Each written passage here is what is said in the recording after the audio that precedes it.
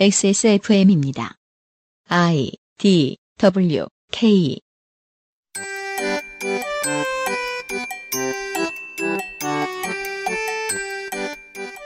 양산형 시사평론 민하문구.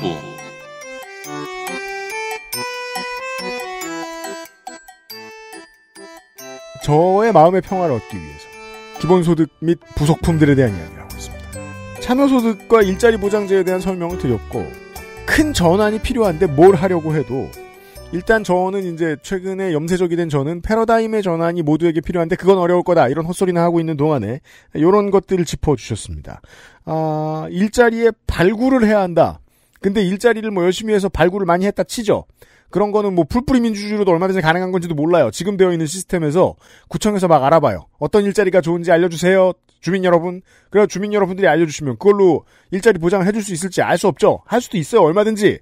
다만 재원은 돈인데, 돈이 지금 흘러가는 방식은 주도권이 국가에게 있지 않아요. 자본에게 있지. 현대통화 이론이 무엇인가? 제가 알기로는 그전까지는 아무 관심도 못 받던 이론이라고 알고 있었습니다. 알렉산드리아 오카시오코르테즈가 목소리 높여 이야기하기 전까지는요. 그렇죠. 그래서 저도 잘 몰라요, 뭔지. 네. 근데 이제 일자리 보장제에서 국가가 일자리를 이제 만든다는 개념을 얘기할 때, 그래서 전환을 얘기했잖아요, 전환. 네.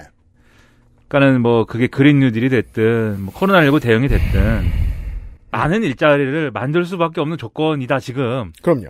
근데 이제 그러면 그게 많은 일자리를 만들기 위해서, 그리고 전환을 하기 위해서 정부가 큰 사업들을 하는데 그 큰 사업에 들어갈 돈이 어디서 나오냐, 이제 이 얘기죠. 네. 근데 이제 고민을 사실 일거에 해결해 준 것처럼 이제 회자되는 게 지금 얘기한 현대통화 이론입니다. 이게 복잡한 얘기예요. 사실 경제학자가 아니기 때문에 저는 봐도 이해가 안 됩니다, 무슨 얘기인지. 그리고 첫 번째 전제를 보고 고개를 돌리는 사람들이 너무 많아요, 이 현대통화 이론에 대해서는. 뭐? 그냥 돈을 찍으라고? 그렇게들 많이 얘기를 하죠. 네. 그러니까는 쉽게 얘기해서 정부 지출을 할 때 부채 규모가 늘어나는 거를 신경 쓸 필요가 전혀 없다. 이게 무슨 소리냐?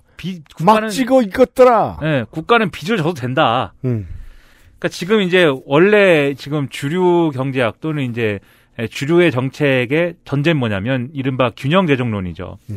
균형 재정론을 한마디로 정리하면 뭐냐면 세금을 거둔 만큼 그 세금을 걷는 만큼 그 한도 내에서 정부가 지출을 해라라는 게 균형 재정론이에요.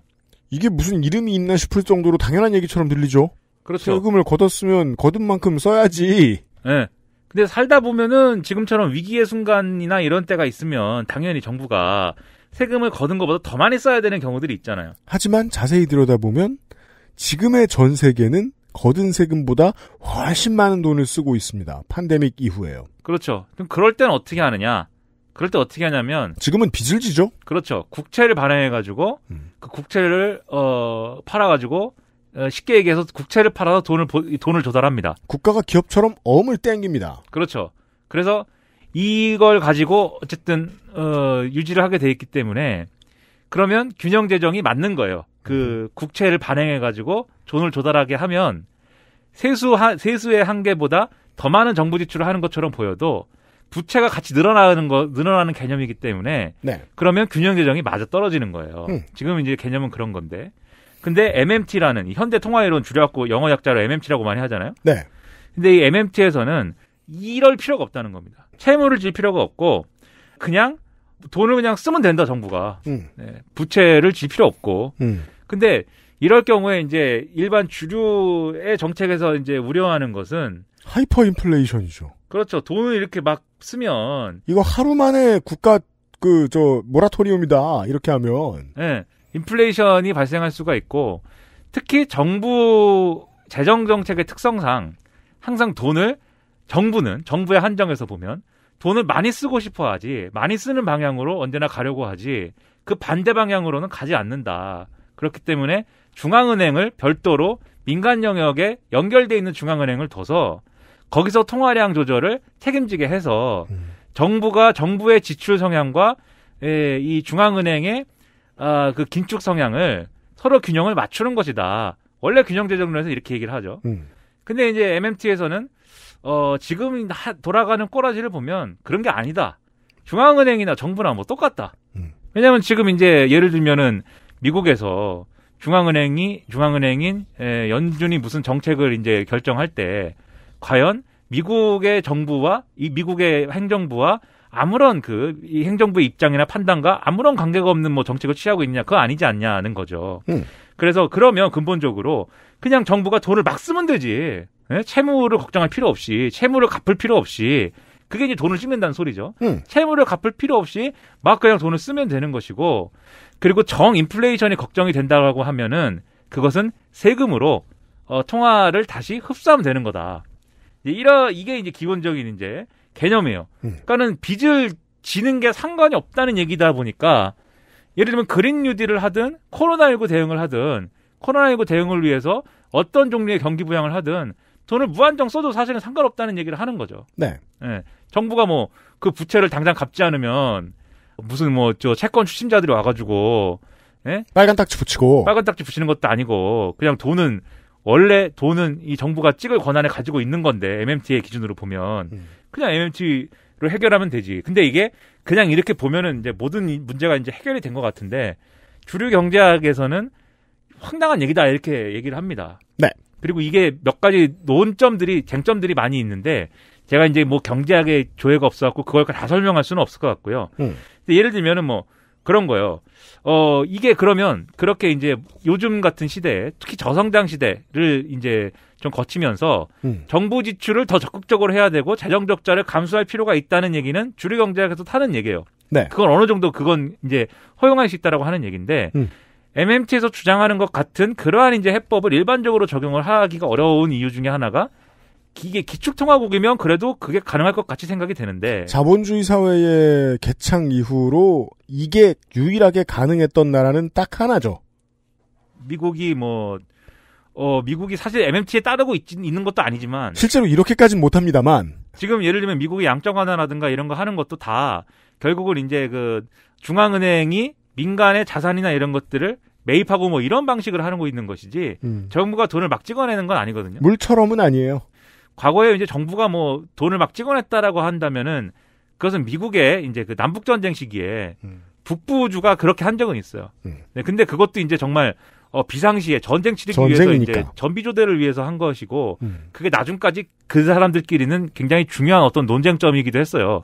그린백이라고 그게 이제 돈이 뒷면이 초록색이었고 그린백인데 네. 아무튼 이제 그 MMT라는 건 그런 점에서 일반적으로 적용할 수 있는 그런 해법은 아니지 않냐. 뭐 이런 회의론도 있고. 예. 그리고 이게 어쨌든 지금 이제 국채를 발행해가지고 빚을 조달하는 시스템이 정부 재정에만 국한되는 문제가 아니라 그게 연관돼서 같이 돌아가는 게 민간 금융 시스템이잖아요. 네. 이 금융 신용 시스템과 연관돼 있는 이 관계 설정이라든가 이런 것들은 어떻게 해소할 것이냐. 이런 것들도 이제 쟁점이 있고. 그리고 근본의 근본으로 가면 화폐라는 게 뭐냐에 대한 쟁점이 있어요. 화폐가 뭐냐. 그렇죠. 그러니까 일반적으로 경제학에서 화폐는 어쨌든 뭔가의 과거에 이제 물물 교환으로 시작을 해서 모든 사람이 다 동의할 수 있는 어떤 형태의 모든 사람이 쉽게 이렇게 접근할 수 있고 동의할 수 있는 형태의 어떤 대표성을 가지고 있는 그러한 가치를 담보하고 있는 어떤 상품의 하나고 그 상품을 매개로 다들 가치를 측정하고 물물 교환을 하고 있다. 이게 이제 일반적인 화폐에 대한 개념인데 그건 자본주의 이전에도 늘 그래왔어요. 그렇게 설명을 해요. 이 주류 경제학에서는. 근데 MMT에서는 그게 아니다라고 한 거고. 화폐에 대한 패러다임이 전환되죠, 이러면. 네, 화폐라는 거는 그냥 국가가 만든 개념이다. 국가가 세금을 걷기 위하여.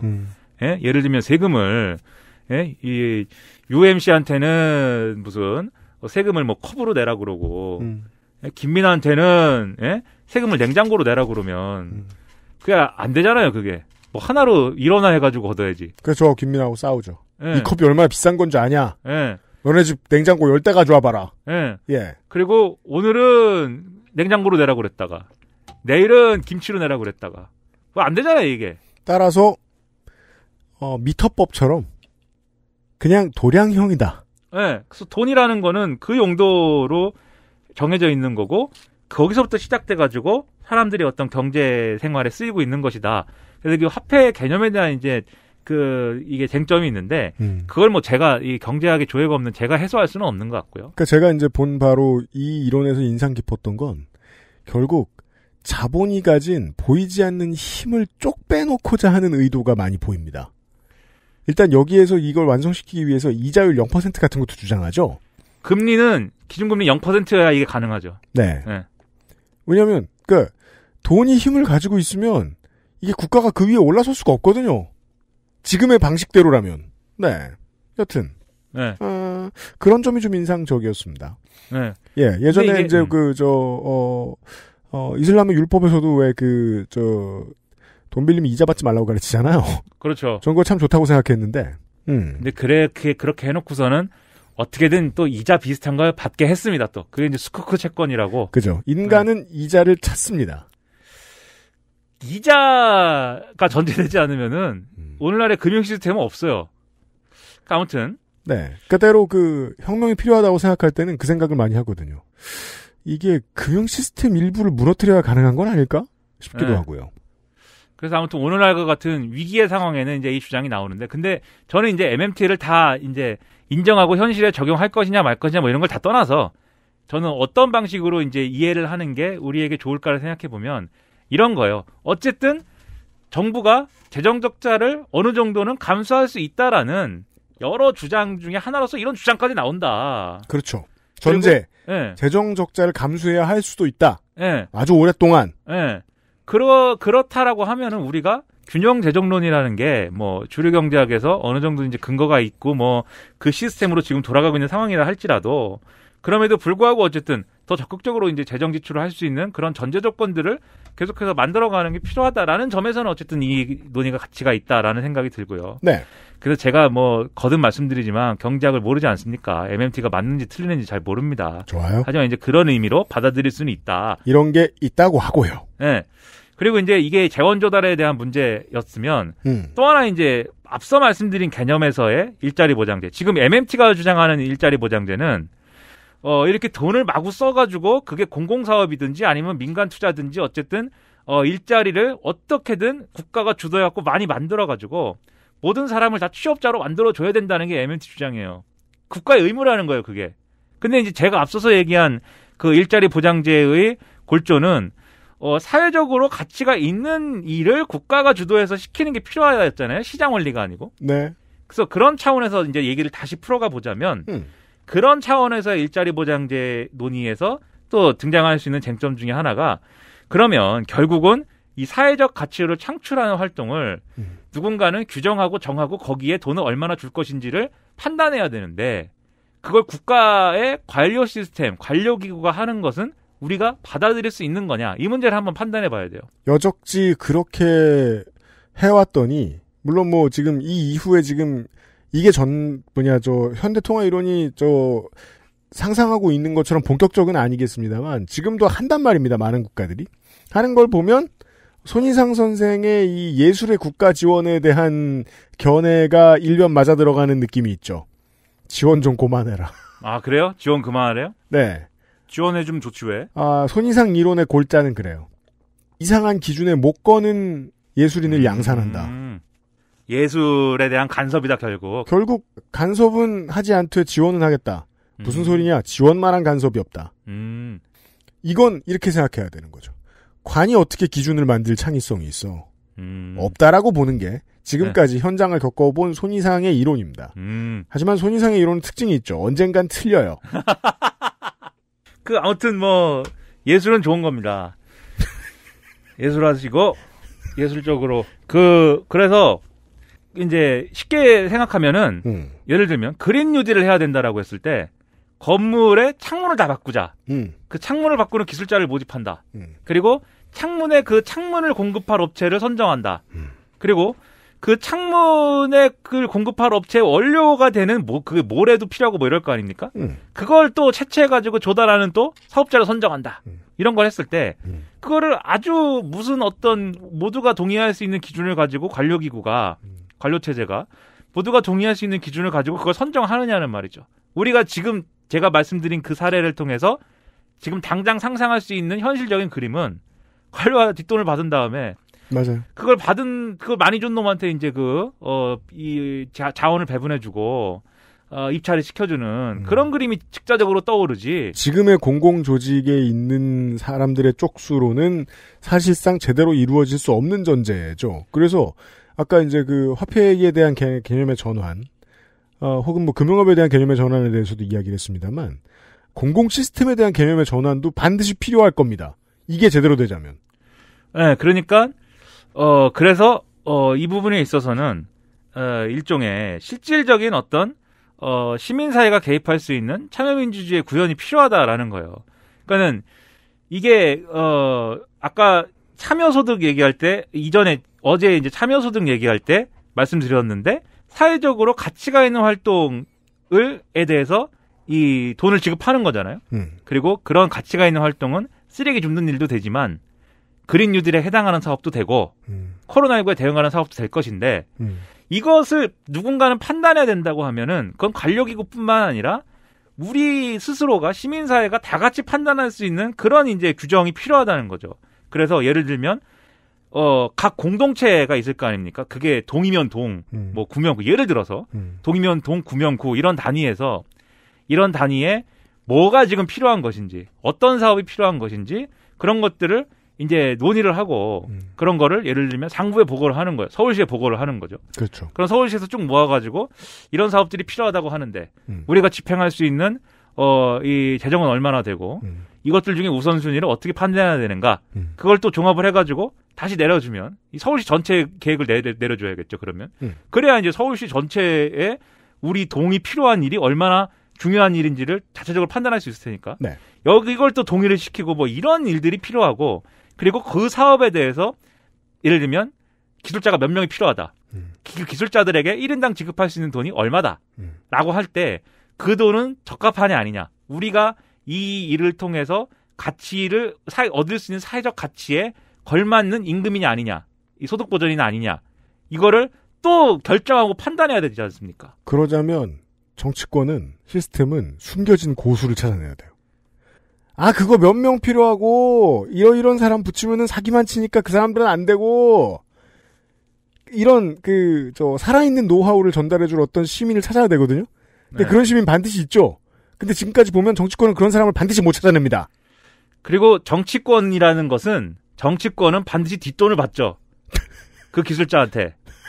그러니까 그러지 않을 수 있는 최대한의 다수의 시민들이 이 과정에 결합할 수가 있어야 된다는 얘기를 하고 있는 건데 그래야 이제 앞서 얘기한 참여소득으로부터 제가 말씀을 드린 일자리 보장제라는 게 돌아가려면 그런 시스템의 존재가 필요하다. 고차원적인 민주주의가 필요합니다. 그렇죠. 우리가 수기 민주주의라고 부를 수도 있고 무슨 뭐 심의 민주주의라고 부를 수도 있고 뭐라고 부를 수도 있고 여러 가지가 뭐 참여 민주주의라고 부를 수도 있고 여러 가지 개념들이 가능할 텐데 근데 이제 제가 이렇게 얘기하면은 뭐 그런가 보다 하시겠지만 사실 이런 생각을 뭐 저만 한 건 아니에요. 꼭 일자리 보장제와 연관이 되는 게 아니라 할지라도 뭔가 지금의 어떤 이 국가나 정부 엘리트의 상층부가 경제를 다 결정하고 시장이 생산과 공급을 다 책임지는 이런 구조가 아니라 뭔가 참여민주주의가 결합한 형태로 실제로 사람들에게 필요한 것에 대해서 실제로 그 필요한 가치만큼의 어떤 생산을 할 수 있는 이러한 효율적인 경제체제는 없을까. 이런 고민한 사람들이 또 있어요, 실제로. 많아요. 네. 적진 않아요. 네. 대표적으로 이제 소련 사람들이 있죠. 소련 사람들이 그래서 계획 경제를 했는데. 네. 전 뭐 은평구 사람 얘기할 줄 알았지만 아무튼. 네. 네. 소련 사람들은 그래서 망했습니다. 그걸 하고서는. 왜냐하면 그거를 전형적으로 관료 통제로 했기 때문에. 그렇죠. 중앙 관료들이 계산해가지고 아마도 우리 소련의 은평 구민들에게는 치즈는 한 10개가 필요할 것이다. 왜냐하면 작년에 치즈를 10개밖에 안 먹었더라. 지들끼리 논의한 거죠. 네. 실제 은평구 사람들은 배가 너무 고픈데 치즈가 10개밖에 없어서 치즈를 10개 먹었는데 뭐 그런 식으로 막 했기 때문에 망했는데 이제 그게 아니다라는 그렇게 하지 않아도 뭔가 효율적인 어떤 시스템을 만들 수 있다. 민주적이고 효율적인 시스템을 만들 수 있다라고 생각한 사람 중에 미국 사람입니다. 사회운동가라고 자기가 주장한 마이클 앨버트라는 사람이 있어요. 이 사람도 요즘 사람입니다. 2000년대 초반에 책을 썼는데 그 책 제목이 이제 파레콘이었어요. 파레콘. 파레콘. 네, 파레콘이 뭐야?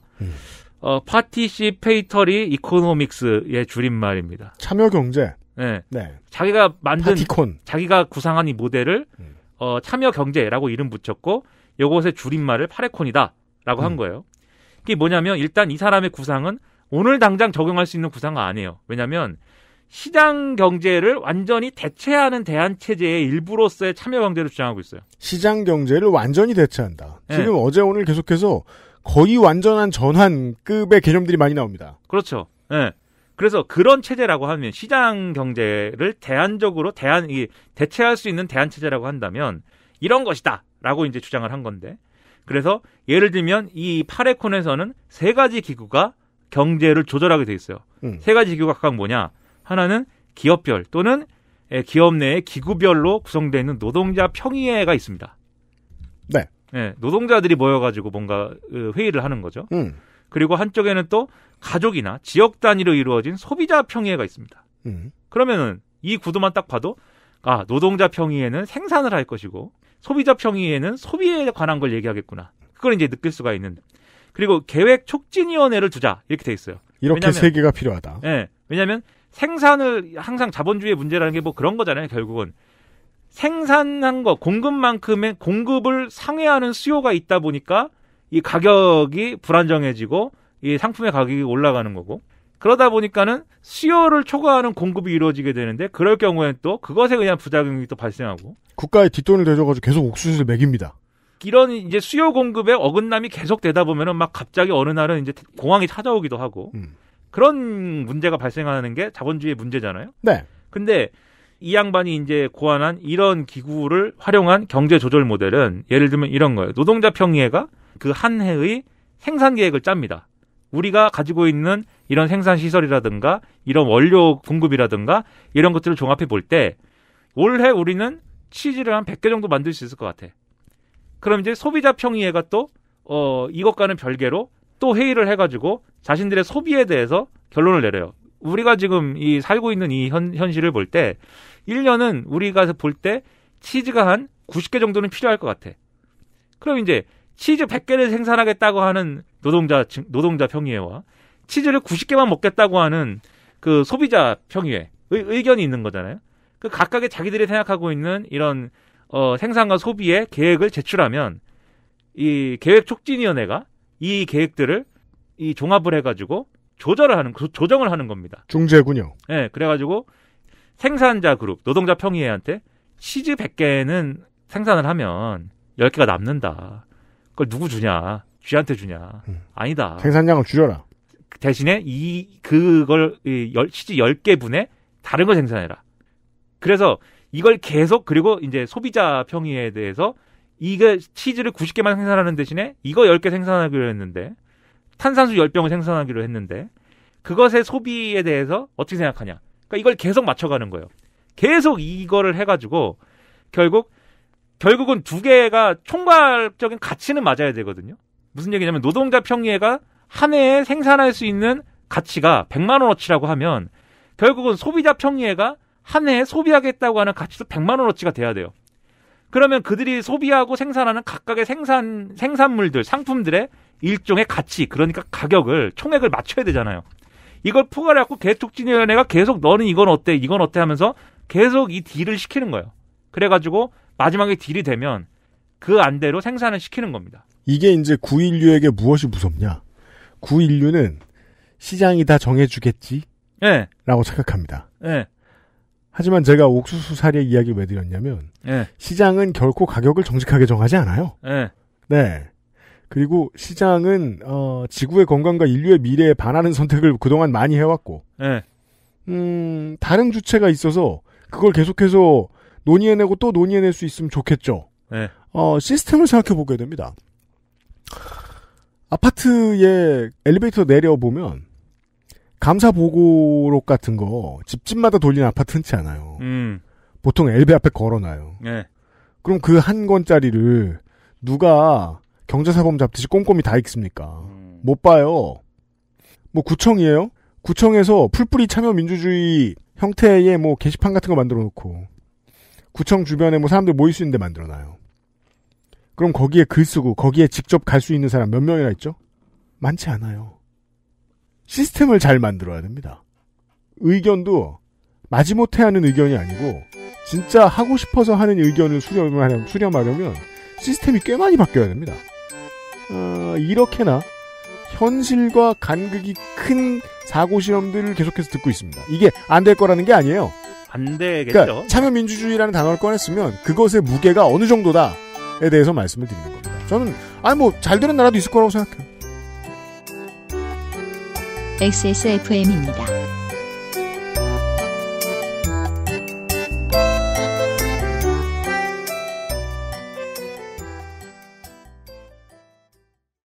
투쓰리에서 헤어로스까지 XSFM과 함께한 5년 빅그린이 자연에서 해답을 찾아갑니다. Big Green 건강한 변화의 시작 빅그린 헤어케어 시스템. 전하, 선대부터 내려오던 그 방식 그대로이옵니다. 8시간 넘게 달여냈느냐? 예, 8시간 넘게 달인 후 10분씩 4번 김을 빼고 불순물을 제거하였습니다. 맛이 좋구나. 어마어마하게 진상해도 괜찮은 게냐? 예, 남녀노소 누구나 드실 수 있도록 오랜 연구 끝에 나온 한방차이옵니다. 좋구나. 이 한방차를 더 쌍화라 명하노라.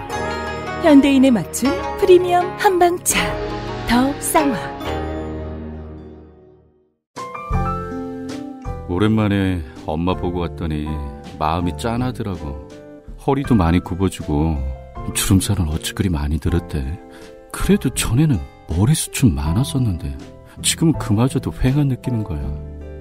엄마, 아들이 잘 챙겨드리진 못해서 죄송해요. 이제부턴 그중 하나만이라도 제가 챙겨볼게요. 그거 있잖아요. 그거. 말할 수 없는 고민? 직접 확인해보세요. 데일리 라이트 맥주 효모.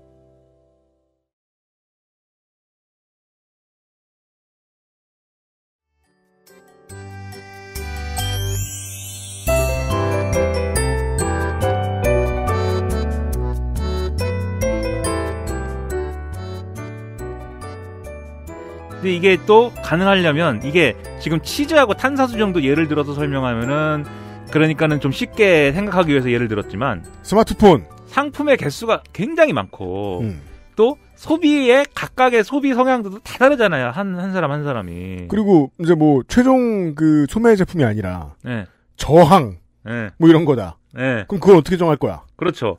그래서 그런 엄청난 쟁점들이 있는데 근데 이런 건 있어요. 과거보다 이 기술의 발달 때문에 이러한 이제 여러 가지들을 좀 파악하고 결정하기 쉬워진 측면이 있는데 뭐냐면 이 2000년대 초반에만 해도 사실 그렇게 뭐 신용카드가 지금처럼 이제 신용카드 사회는 또 아니었을 수 있어요. 뭐 매우 그랬죠. 그리고 일본은 아직도 신용카드 사회는 아닌 것 같아요. 그리고 뭐 이거는 또 이제 그 중국에서 네. 몰래 이 방송을 들으시는 청취자 여러분들이나 네. 이런 분들은 어색하시겠죠. 그 중국이나 인도는 이미 신용카드 사회도 넘어갔으니까. 네. 근데 그 신용카드 사회를 왜 얘기했냐면 사람들의 소비가 어쨌든 어떤 전산 기록으로 남는 거잖아요. 예. 네, 아주 과거의 계획 경제와는 달리. 소비 패턴 분석의 로우 데이터가 생각보다 많다. 요즘은. 그렇죠. 앞으로 기술이 발달하면 더 그럴 것이다. 그리고 또 새로운 기술들이 있지 않습니까? 빅데이터 어쩌고라든지. 그게 이제 아마존이 어떻게 했지라고 전 세계 유통 대기업들이 많이 궁금해하는 거죠. 네. 어떻게 다음에 어떤 물건이 몇 시에 얼마나 팔릴지 계산해서 그 소비자 집 근처의 물류센터에 갖다 놓지? 네. 그걸 하잖아요, 아마존은. 그리고 또 머신러닝 뭐 이런 거. 네. 이런 걸 통해서 어떤 물건을 어떻게 생산하기 위해서 어떤 일자리가 필요한 거냐. 그리고 거기에 지급할 소득 보전이라는 거는 얼마나 필요한 거냐를 아마도 과거에 이제 이 파레콘 모델을 처음 얘기할 때 했던 그 환경보다는 그러한 거를 구현하기에 기술의 발전 때문에 좀 더 쉬워진 측면이 분명히 있다. 덜 헛소리가 됐다. 네, 그렇게 볼 수 있는 여지가 분명히 있어요. 그리고 앞으로 기술이 더 발달하면 뭐 혹시 압니까? 진짜 될지 이게. 네, 그런데 아무튼 이게 이제 파레콘 계획의 골자예요. 참여 경제. 네. 네. 근데 이게 책 한 권이기 때문에 훨씬 더 많은 얘기가 있는데. 그럼요. 제가 이제 그냥 압축해가지고 이제 핵심만 지금 말씀드린 겁니다. 근데 이것만 있냐? 또 다른 얘기도 있어요. 예, 영국의 팻 데바인이라는 사람이 있습니다. 이 사람은 좌파신데. 예. 소개야 그게? 예, 좌파 학자. 좌파십니다. 예, 이 사람이 고안한 개념은 이제 또 참여 계획이라는 개념이 있어요. 네. 파티시페이터리 플래닝. 그렇게 띄어 있는 건 아닙니다만 아무튼 참여 계획입니다. 네. 네. 그래요? 그렇게 띄어 있는 거 아니에요? 파티시페이터리. 네, 참여 계획이라는 게 있습니다. 이거는 이제 앞서의 파레콘 모델은 약간 좀 딱딱하잖아요. 그리고 단순 명쾌한 게 장점이지만 좀 너무 이제 형식적인 것 같잖아요. 좀 느낌이. 뭡니다. 예. 네. 근데 요 팻 데바인은 좀 더 이제 좀 민주적인 논의 구조를 실질적으로 만드는 거에 더 방점을 둔 그런 모델이에요. 그래서 이것도 역시 자본주의 이후의 어떤 대항 경제를 전제로 하긴 하지만 파레콘하고 차이가 있는 게 시장의 제한적인 역할을 약간 인정을 합니다. 그래서 예를 들면 소비재를 그냥 자기들이 알아서 소비하고 하는 것은 그것은 시장의 활동으로 한다. 그래서 내가 예를 들면 스마트폰을 산다던가 그런 것은 시장이 있는 거예요. 시장을 아주 멈추고 어떻게 살아. 네. 그런 것은 시장에서 가격이 형성되는 거예요. 아까 참여경제에 대한 전제를 설명하시는 걸 들으면서 저는 그 생각이 떠올랐는데 청취자 여러분들도 그런 생각하시는 분들 계실 거예요. 작은 아주 단순한 개념에 네. 카페의 공구가 살짝 떠오르죠. 관리자가 수요 조사를 하고 결론을 내립니다. 물론 결론은 관리자가 내리지 않죠. 그냥 회원들이 저 살게요라고 하면은 132명 네. 주문하겠습니다. 네. 숫자 못 차면 주문 못 합니다. 이 가격 못 맞춥니다. 이런 얘기 하죠. 네. 예. 근데 모든 항목에 이렇게 가서 시장이 과연 기꺼이 움직여줄까? 그러니까 이 참여 계획에서는 그래서 그 대목은 알아서들 이제 해결하는 걸로 시장 활동이 있는 걸로 전제하지만, 네. 하지만 이 좀 더 이제 큰 어떤 큰 지출 있잖아요. 예를 들면은 자본재를 생산한다든지, 그러기 위해서 신규 투자를 한다든지, 예를 들면 어떤 공장을 만들 것이냐, 그리고 어떤 회사를 설립할 것이냐. 어떤 상품을 만드는 회사를 설립할 것이냐. 이런 거는 시장 원리로 맡기는 게 아니라 이런 거는 민주적인 어떤 통제 시스템에서 해결해야 된다라고 보는 모델이에요. 그래서 이것은 이제 여기서 표현하는 바에 따르면 다양한 주체가 참여하는 협상 조정 기구를 통해서 조정하도록 한다. 그리고 그것이 참여 계획이다. 이렇게 얘기를 하고 있는데 여기서 얘기하는 이 참여 계획에 참여하는 주체라는 거는 지금 파레콘에서는 딱 3개라고 말씀드렸잖아요. 노동자 네. 평의회, 소비자 평의회, 그리고 계획촉진위원회. 네. 요 3개지만 여기서 전제하는 것은 이 참여 계획에 참여할 수 있는 다양한 조직과 이해관계자들이 있다. 그건 정해진 틀이 아니다.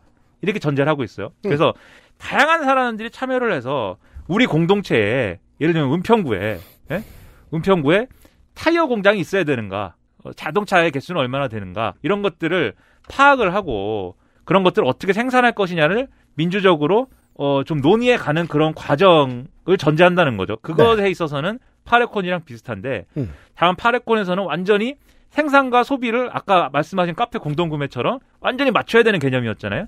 여기는 그렇다기보다는 일상생활은 시장 교환으로 하고 시장에서의 거래로 하고 이 큰 단위 어떤 사업을 할 거고 어떤 산업에 더 힘을 줄 거고 어떤 산업에서 어떤 물품을 더 이제 많이 생산하도록 할 것이냐를 민주적으로 정한다. 여기 가까워요.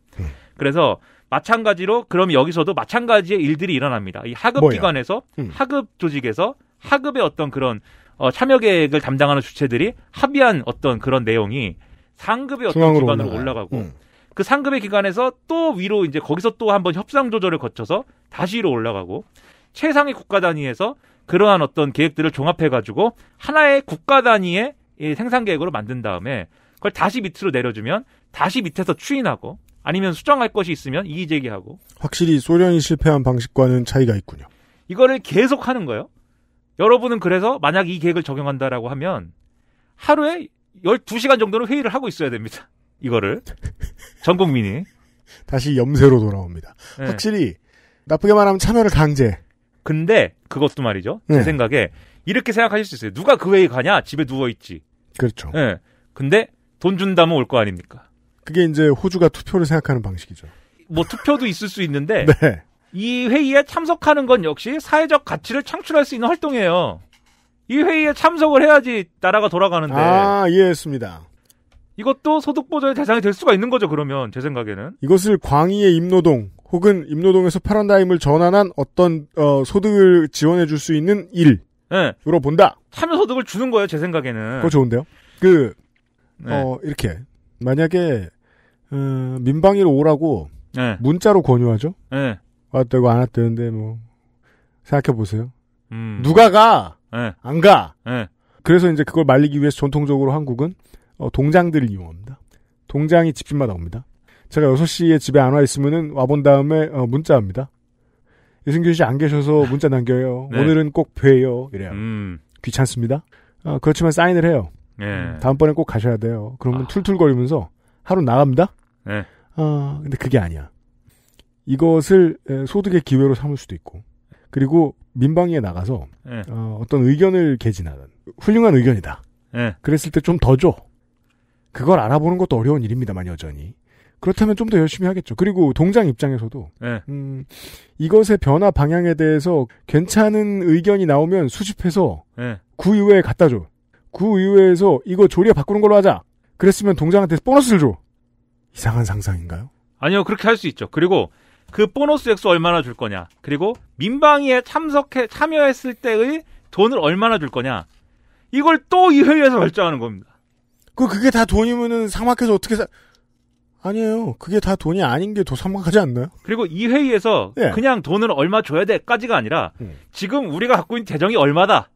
근데 이 사람들한테 돈을 1인당 얼마씩 줘야 되느냐를 자기 손으로 다 결정하게 한다는 게 이 계획의 핵심이에요. 전통적인 정치에서는 좌나우나 다 싫어하겠네요. 네, 뭐 권력을 다 줘 이렇게. 네, 그래가지고 이걸 끝도 없이 해가지고 결국 이 생산 계획을 맞추는 건데 여기서 핵심 뭐냐면 그래서 경제를 뭐 계획적으로 하고 이런 것도 핵심이지만 결국 그게 가능하게 하기 위해서 굉장히 전면적인 참여민주주의를 실현해야 된다는 게 이 개념에는 핵심이에요. 그리고 그러한 이제 참여민주주의의 대안적 행위 양식이 사회 구성원들의 삶에 내재가 돼야 된다. 그냥 내가 적당히 하고 뭐 이런 개념이 아니라 그게 삶이 돼야 된다, 사람들의. 그래야 이 개념, 참여계획이라는 개념이 성립을 한다. 이게 이 사람의 생각입니다. 한국으로 보죠. 한국이 이게 어려워요. 외국의 사람들이 봤을 때는 한국이 막 참여민주주의의 이상인 줄 알아요. 아, 그래요? 예. 성질도 잘 내고. 그러니까 동북아시아에서 유일하게 그나마 정권도 오가고 시스템이 버티고 있는 거 아니야. 대만만큼은 아니지만. 라고 생각을 할지도 몰라요. 하지만 한국 안에 있는 한국 사람들은 알죠. 한국인들은 이런 문제에서 권위를 누군가한테 넘겨주고 수동적이 되는데 되게 익숙한 사람들입니다. 이거 귀찮아요. 소비자 마인드가 굉장히 강해요. 예를 들어 동대표 참여하는 거 뭐 했다. 겪어가지고 그 풀뿌리 민주주의 정치에 치를 떠는 사람들이 많습니다. 야, 저것들 다들 속엔 다른 꿍꿍이를 가지고 있구나. 그렇죠. 이게 뭐야. 그 속에 다른 꿍꿍이는 박판규 변호사가 했던 이야기로 나눌 수 있습니다. 절차를 복잡하게 하거나 그도저도 아니면 권력을 잘게 쪼개면 그런 문제가 덜 생깁니다. 그렇다면 나도 권력을 가지고 있는 게 낫죠. 그렇죠. 예. 그리고 하지만 그 생각을 하기에는 한국인의 패턴은 그다지 익숙치는 않아요. 그렇죠. 그게 이제 어떻게 보면은 문화라고도 할 수도 있고 어떻게 보면 뭐 행동 양식이다 이렇게 얘기할 수도 있지만 둘 다죠. 어떤 면에서는 그거를 암묵지라고 부를 수도 있을 것 같아요. 그러니까 우리가 어떤 행위를 했을 때 그 행위의 결과로 이러저러한 현상이 나타날 것이다. 그러므로 가만히 있는 선택은? 그런데 그 개념, 그것을 우리가 알고 있기 때문에 그렇게 될 것이다라는 것을 알고 있기 때문에 사실 더 소극적으로 행동하게 되는 거잖아요. 가만히 있는 선택을 하는 거잖아요. 네. 그게 너리지잖아요. 네. 네. 너리지? 네. 이렇게 될 거다라고 하는 그게 뭐의 줄임말이야? 너가 흔히 하는 네. 짓이지. 널리지. 네. 네. 그게 지식이잖아요. 네. 어떤 형태.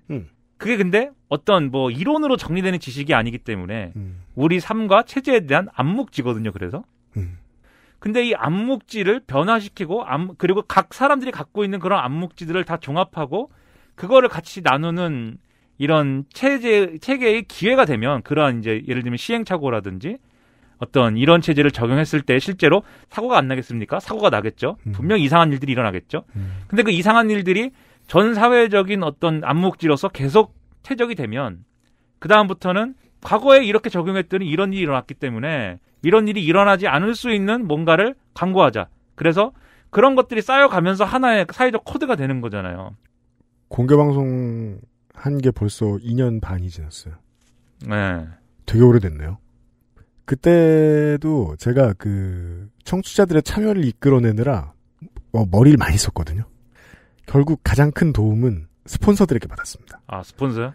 선물을 팍팍 땡겼거든요. 선물을 줬다. 노트북도 가져오고 데스크탑도 가져오고. 노트북이 있었어요? 예, 정 안 들어오니까 제가 기계식 키보드도 하나 사고, 예, 노트북도 있었어요. 네, 그것도 좋은 거 아톰 아니었어.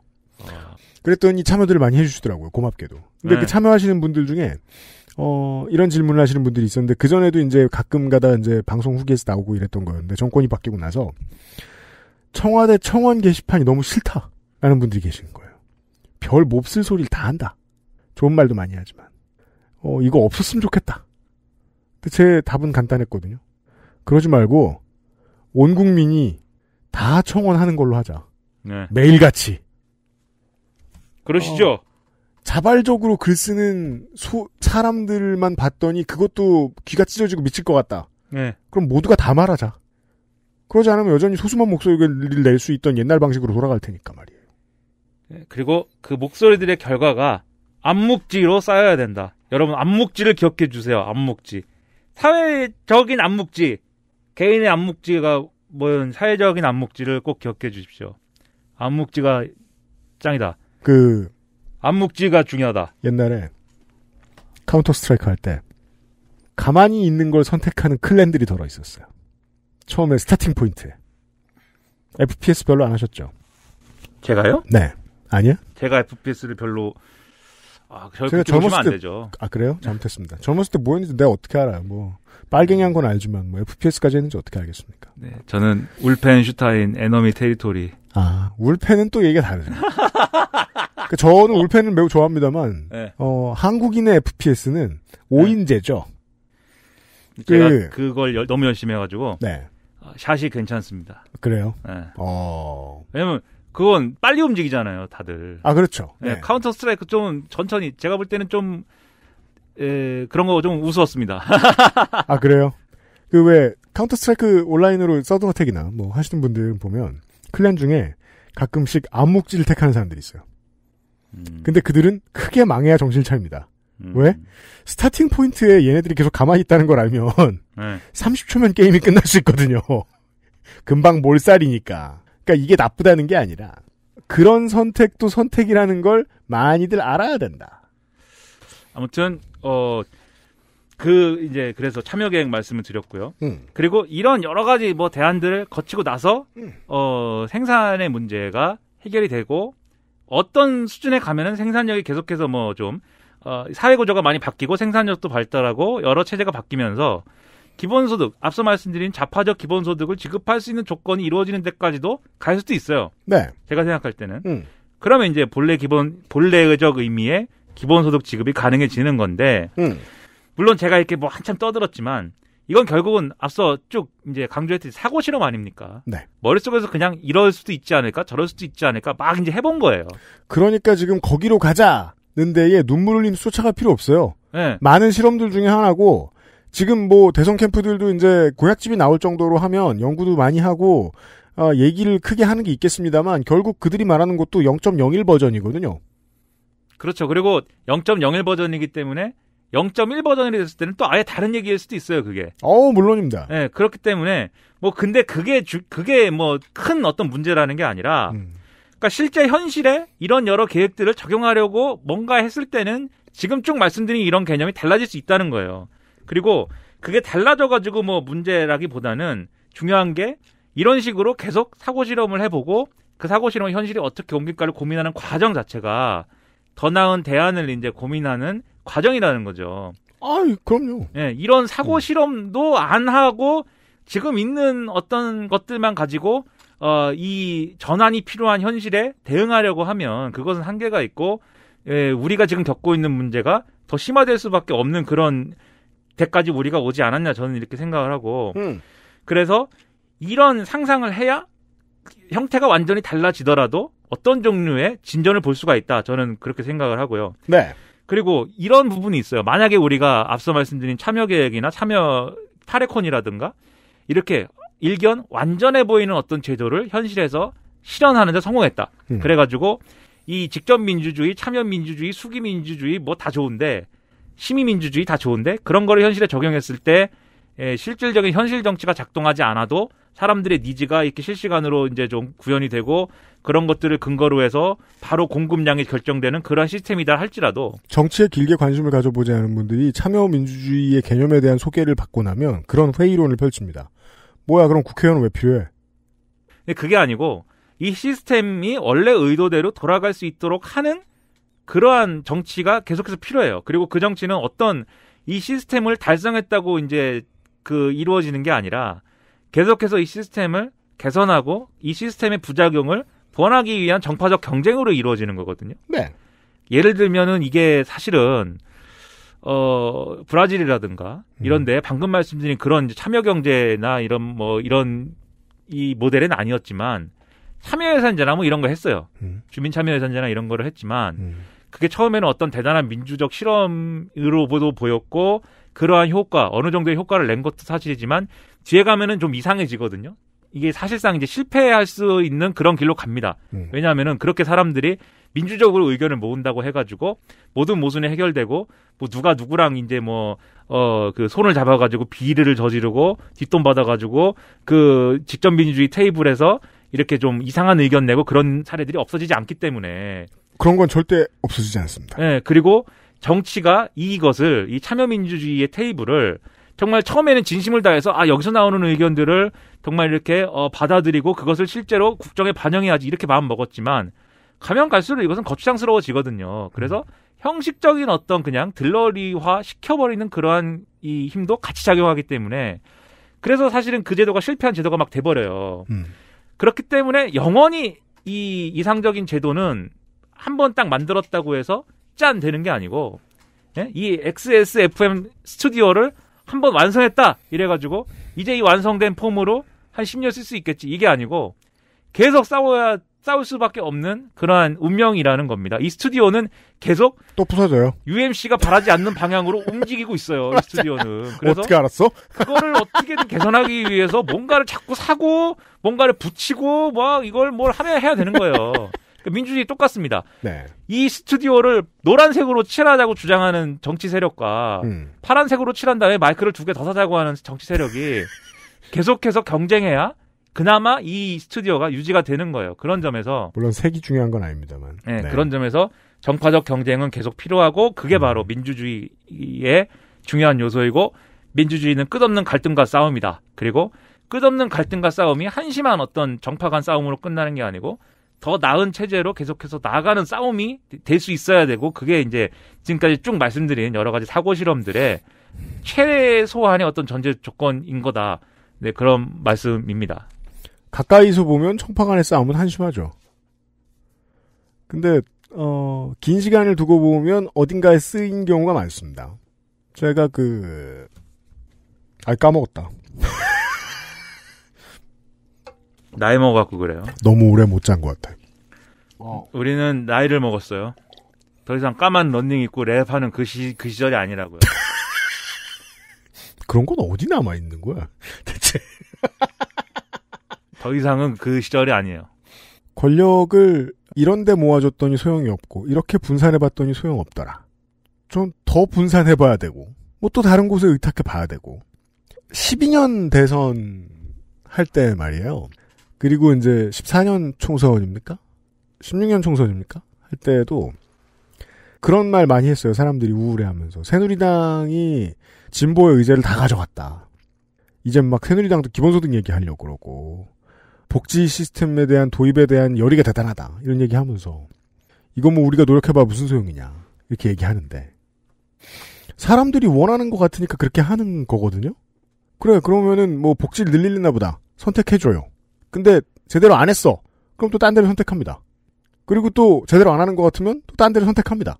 시사 씨가 얘기했던 것과 제가 지금 말씀드리는 것의 공통점 중에 하나는요.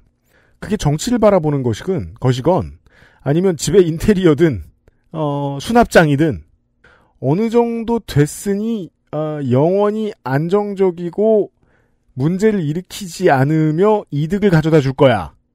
라는 시스템이 있기를 바라는 마음은 진짜 위험한 것 같아요. 그죠. 근데 그 마음을 가진 사람들이 너무 많아요. 제가 이제 기억났네. 앞에 목요일날 제가 말씀드렸던 게 그거였거든요.